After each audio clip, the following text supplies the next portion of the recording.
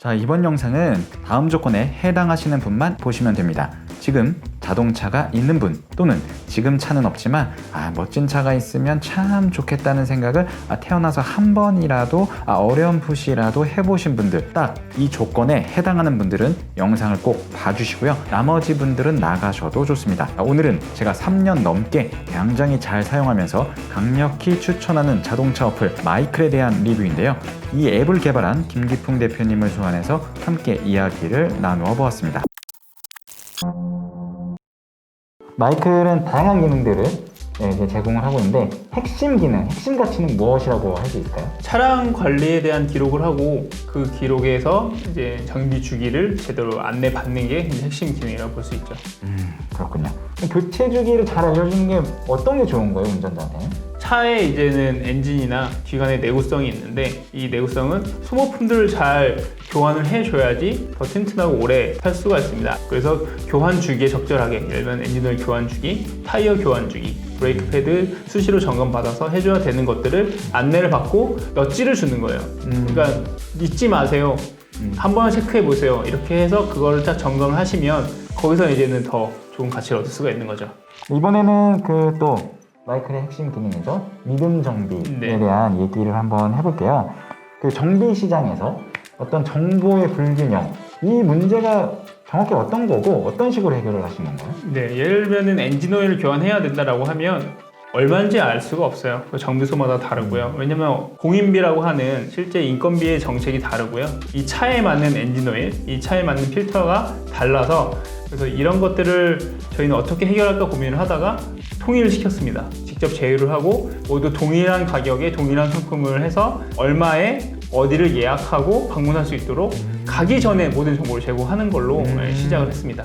최근에 이제 뉴스를 보니까 어떤 타이어 업체에서 고의로 피를 훼손을 하고 전문용어로 눈탱이 씌운다라고 하죠. 걸렸던 그런 사건이 있었어요. 그럼 마이클을 사용하면 이런 피해를 어느 정도 좀 예방할 수 있는 효과가 있나요? 그렇게 예방하려고 저희가 사장님들과 되게 소통을 많이 하고 있고요. 믿을 수 있는 정비 영역 그리고 합리적인 금액으로 정비할 수 있도록 만드는 것에 사실 좀 많이 노력을 하고 있습니다.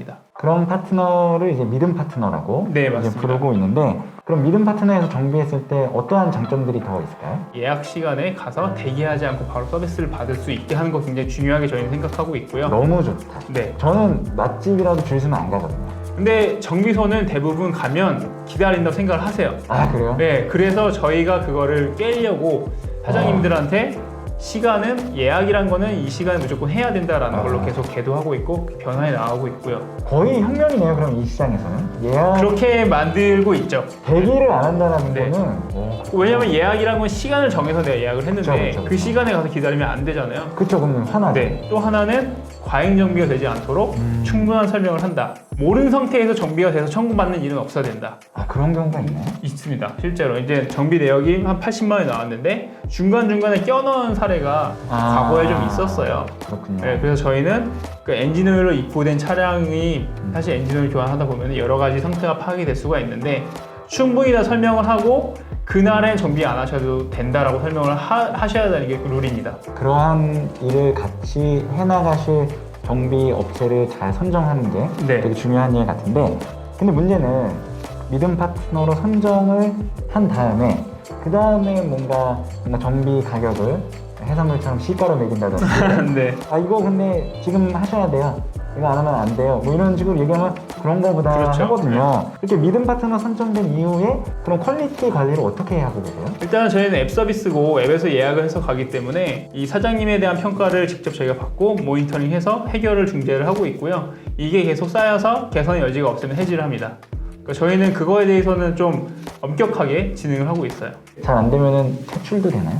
네, 실제로 그렇습니다. 많지는 않은데 저희가 계속 몇 차례에 걸쳐서 이런 개선점 이렇게 하셔야 된다고 안내를 해드리고요. 이 개선의 여지가 없거나 저희와 생각이 다르신 분들은 저희가 깔끔하게 사장님이 잘못했다기보다는 저희 서비스에 맞지 않으신 것 같습니다. 이 서비스는 이런 의도로 하는 게 아니기 때문에 다른 서비스를 이용하시는 게 좋습니다라고 사실 설명을 드리고 있어요.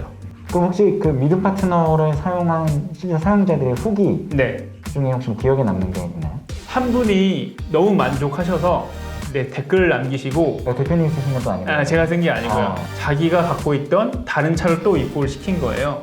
네, 차가 두세 대 되신 분이었어요. 있으신 분이죠. 네, 그래서 자기 차도 가져오고 주변에 다른 차도 또 가져오고 그렇게 한 4-5대가 한 달 만에 들어오신 거예요. 한 사용자. 네, 한 사용자가. 그래서 주변에 다른 차라는 건 다른 분의 차? 아니면? 네, 다른 분의 차. 다른 분의 차. 이렇게 여기 너무 좋아. 그러니까 뭐가 좋은지에 대해서는 설명하니까 마이크에서 그냥 예약만 하면은 신경 안 써도 되고 사장님이 너무 잘 설명해줘. 요거를 가지고 사실 저희 쪽에서 회자가 된 적이 좀 많았습니다. 시장을 변화시킨 것 중에 하나가 사용자의 신뢰도 얻는 건데 사장님의 변화도 되게 중요하다고 생각이 들거든요. 저희가 처음에 시작할 때 같이 하신 사장님이 있었는데 그 사장님이 한 6개월 후에 저희가 인터뷰를 한 적이 있어요. 어떤 만족도에 대해서. 근데 사장님이 스타일이 변하셨어요. 그전에는 굉장히 수줍고 내성적이고 말을 잘 안 하셨는데 너무 친절해 주셨고 너무 말씀을 많이 하시고 저희 서비스 이후로 바뀌었다고 말씀해 주셨거든요. 정말요? 네, 그래서 사장님도 저희 서비스에 만족도 하지만 저희 서비스도 통해서 이제는 많은 것들이 변화가 되었다라고 실제로 말씀해 주셨습니다. 한 사람의 그 인생을 바꾸셨군요. 그런 것까지는 아니지만 사장님들도 어떻게 개선해야 되는지에 대한 고민을 하시는데 방법을 잘 모르셨던 것 같아요. 그래서 저희가 계속 그런 것들을 전달을 해드리고 고객들이 무엇을 원하는지 어떻게 얘기를 하는 게 좋은지에 대해서 많이 알게 되시니까 오히려 좋은 퀄리티를 만드실 수가 있었던 것 같습니다. 저는 되게 좋았던 게 주유소에 가서 주유 기록이라든지 이런 것들 기록을 하는데 그게 통계로 너무 비주얼적으로 알아보기 쉽게 네. 주유량, 그다음에 나의 연비, 그래서 이번 달은 내가 운전을 좀 막했구나 네. 라는 걸 반성하면서 네.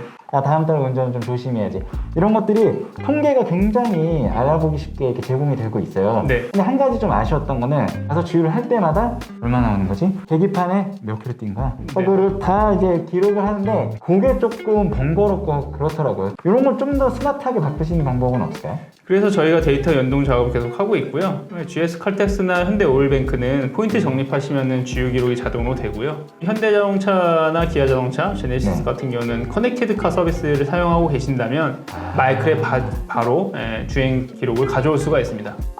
제 거 안 될 수도 있겠네요. 제 거 한 10년 된 똥차거든요. 안 될 것 같습니다.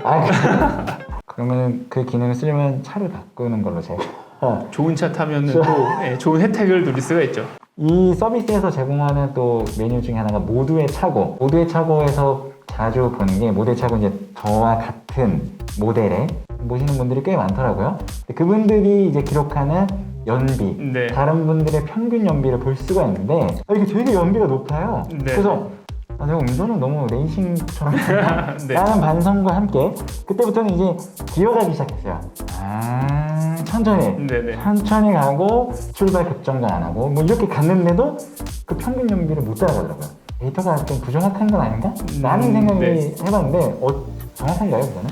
네, 왜냐면 오차 운명이 있을 수 있는데 특정 집단의 숫자가 넘어가면은 평균에 수렴하게 돼 있거든요. 그래서 오차를 저희가 최대한 줄일 수 있는 오차 범위를 넘어간 데이터는 다 제외를 하고 있고요. 아무래도 마이크로 연비를 측정하시는 분들 중에서 연비 운전을 하시는 분들이 많고요.